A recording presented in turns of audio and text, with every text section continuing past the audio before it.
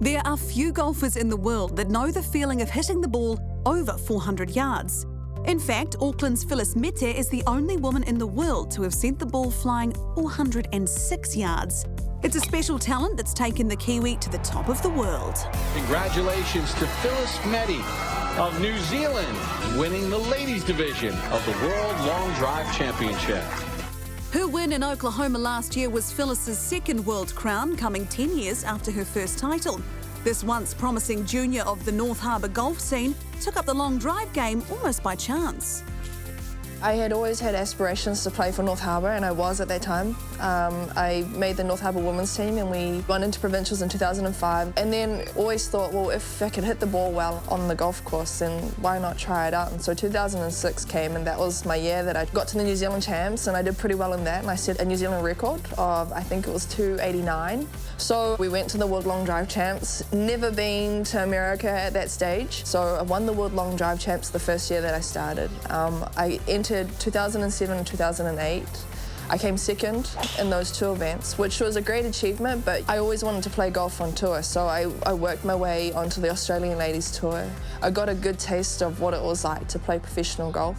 I was in a crossroads as to whether I give up the game, because it wasn't much fun either, losing. Like, I didn't like losing, I wasn't very good at it, and I found that really hard to swallow. Her professional struggles, along with a close personal loss, saw Phillis give away the game she loved, leaving her golf career unfulfilled. My dad, who was a huge part of my golfing career, my sporting career, he got sick with cancer in 2014, the end of 2014, and we lost him in February 2015. So I stopped playing. I went to work, full-time work. I managed to further my studies and finish off my degree. It's probably one of the hardest life lessons that I went through, full-time study, full-time work, real-world exposure. And then about 8 weeks out before the 2016 Worlds, I decided, look, why not enter into the World Long Drive Champs and just see what it's like, see how competitive I am. And I just put my head down and my butt up, and I just kept going right up until the finals, which was great. And in the 8-ball final, Phillis acted out the ultimate sporting fantasy, leaving it to the final seconds to win a world championship. I got to ball 6 and ball 7. I was still chasing 304, I think it was. And then when I got to my last ball, I just kind of thought about my dad, thought about all of the things that I've been through over the last 2 years since losing him. And I just remember him saying, like, hit the ball, man. Like, that was his thing, was just hit the ball. You know, it flew through the air, through the wind, and I saw it land on 305, and I just jumped. I went absolute nuts. I was just in shock, like, oh my gosh. Not only did I win, but like I flew my ball to where she finished. Returning to her day job at Royal Auckland as the newly crowned World Long Drive Champion, a spark had been lit. I really want to make the most of my World Championship. I'm not going to be this young for much longer. You know, I decided in November, December that by April, if I can, I'll be in America, getting myself ready for the first tour event on the Long Drive Tour. And from that point, Phillis has slugged it out to maintain her billing as the biggest hitter in the women's game. So I usually come down to JD's conditioning studio maybe once or twice a week. And a lot of our exercises are quite strategic to the golf swing, so things like sequencing and 3-part movements in terms of your backswing, your downswing and your follow-through have been quite imperative to how I train inside the studio. Making the most of her athleticism on the world stage isn't uncommon for Phillis, having represented New Zealand in a number of sports, including waka ama and in discus and shot put at the Commonwealth Youth Games. A lot of golfers think that they go to the gym to gain more distance and stuff like that. Like the PGA Tour says, it's all about consistency and being able to do the same thing or the same movement over and over until you finish your round. It's the same thing on the tee with long drivers, being able to consistently hit the golf ball to the best of your ability, and the best way to do that is by hitting the gym. If you want to do well and fulfill your dreams, this is a component of it.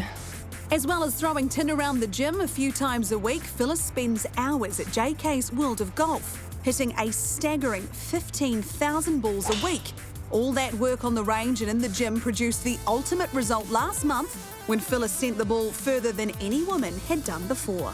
In the semi-final of the Mile High Showdown, I broke the women's world record, 406 yards. So for 9 years, it was sitting at 391. So I hit it up the right-hand side. It landed in between 340 and 350, and it must have kicked something real hard.